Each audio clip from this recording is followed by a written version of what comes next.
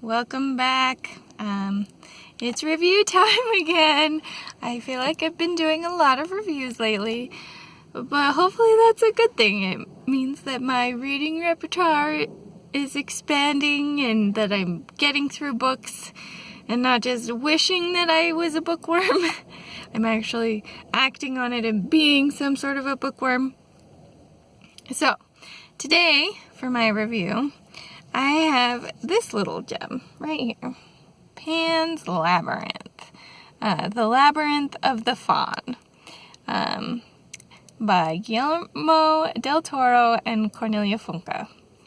I was shopping at Barnes & Noble the other day, and I was looking for books on tape because, as I mentioned in a previous video, I now have a job where I have a fairly long commute to work. So I've been listening to a lot of books on tape to help me get through that. And so it's kind of just like, I just wonder what books on tape Barnes & Noble would have. And if they'd have anything that's interesting. And I saw this one.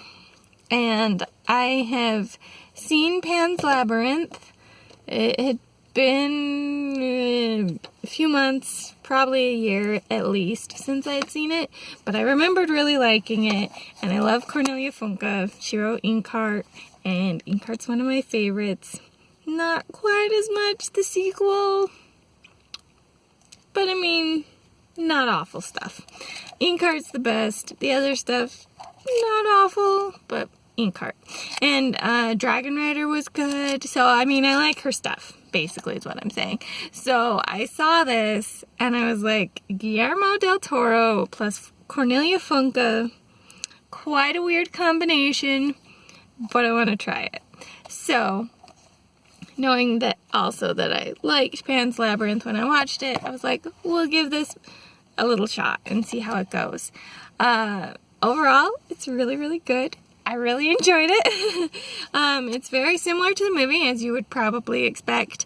As far as I recall, it basically follows the plot of the movie, which makes sense. I don't think it was meant to be like a retelling. I think it was supposed to be fairly close. It did have some sort of short story segments that were thrown in. I think in between chapters. It's kind of hard to tell for sure with how it's formatted since it's an audiobook. But I'm pretty sure they came between chapters and they would just be like little short stories that were snippets that kind of built up the lore and the mythology of some of like the tasks that Ophelia goes through. Kind of some of the background of some of the items that are involved, that sort of a thing. They were all very fun and very interesting. I really liked it. I felt like the writing style reminded me a lot of Cornelia Funke, which makes sense as she helped write it. But I really liked that I recognized her touch in it and that it wasn't just like some person who just wrote down the screenplay. I felt like it did add a lot of depth to the characters and the story to hear it this way. I was basically picturing the movie, but described and listening to it. And it was really good. I liked, again, like the depth that it added to kind of character thoughts and motivations. There were a few things watching the movie that I had been a little confused by, but hearing like thoughts and things stated out because it's got that in the head perspective. Really great. Also, some of those short stories that I'm fairly sure weren't in the movie helped develop some of the things that you might have been a little confused about if you'd seen the movie. I know that some people probably don't care about it anyways and are just like, it's okay to be ambiguous. It's like a fairy tale. Fairy tales can just be ambiguous.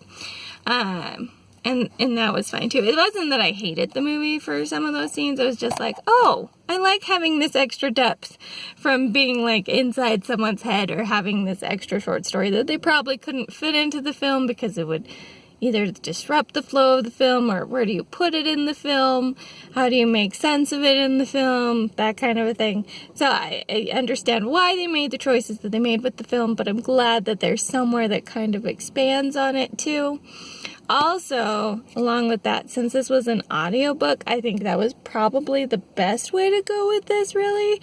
The reader is Tom Rivera, who I don't know if I've ever listened to any books on tape narrated by before, probably not, but he's got like a Spanish Hispanic accent, which I felt like really added to listening to the story, since Guillermo del Toro is also Spanish, and I'm pretty sure Pan's Labyrinth itself is in Spanish, and I had watched it in Spanish, which is like subtitles, because that's the way I prefer it. I don't usually like dubs. I prefer listening to the language it was intended to be in and then just having subtitles on it. So it felt like the audiobook version of listening to it in the language and having subtitles because of his accent. Not that it was necessarily a strong or hard to understand accent, but just having that touch made it feel like you were listening to the native language, at least in my opinion, and I really enjoyed that. So that was great and a really fun touch. I don't know that I have super much more to say, especially if you've already seen the movie, you'll know the story of it. And I don't necessarily want to give spoilers or anything, because I don't feel like there's anything relative that way that I need to discuss. But yeah, if you're looking for a good book on tape, this was amazing. I had a lot of fun with it. I really enjoyed seeing the movie stuff in my head and expanded on by this book. It was really great. If I had to give one complaint for this book on tape, it would be just this one thing, and it's a very silly complaint.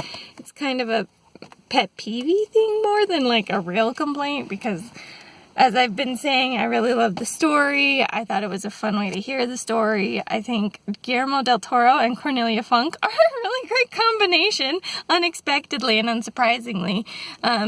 So my big complaint then would be with the way that the book itself is packaged.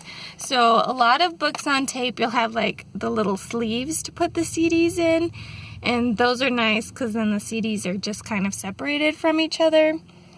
But in the case of this book, the CDs are all stacked on each other. I don't like it. I'm listening to it in the car, which obviously is not the only way to listen to an audiobook, but it's really annoying to try to switch CDs when you're listening to it in the car and they're all stacked on each other like this. B, I feel like it can do more damage to the CDs to have them stacked this way instead of in like their own individual sleeves that kind of keep them a little safe from being scratched and rubbed up against things.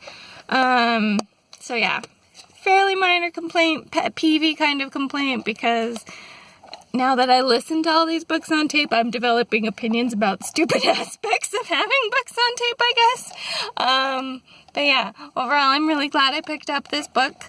I think that it's a really fun fantasy story. If you haven't seen the movie and you've never heard of this book, I do still recommend it. I think even without having watched the movie, it'd be a really good book. Just a really interesting fantasy and an interesting take on fairy tales. I love the setting.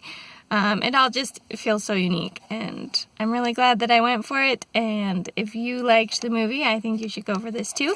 And even if you haven't watched the movie but really like dark mythical fantasy, this might be something you'd enjoy. Anyways, let me know down below if you've seen the movie, if you're interested in the book, if you've even heard of this book. But yeah, I think that's all I've got for now. But I hope you guys all have a great day, and this is the Harper signing out.